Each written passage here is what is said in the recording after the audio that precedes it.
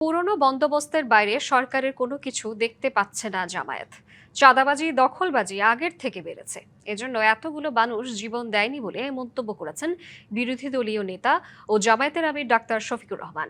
সকালে মিন্টো রোডে জুলাই এখনো শেষ হয় নাই শীর্ষক স্থির চিত্র প্রদর্শনী শেষে তিনি আরো বলেন, অন্তর্বর্তী সরকারের অনেক উপদেষ্টাই নিরপেক্ষতা তুলে ধরতে পারেনি।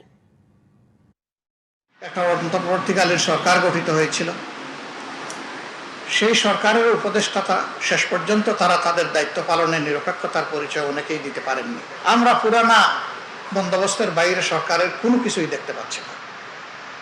কি দেখছি? কয়েকটা কার্ড বিতরণ দেখেছি, তাও নিজস্ব লোকদের মধ্যেই ম্যাক্সিমাম।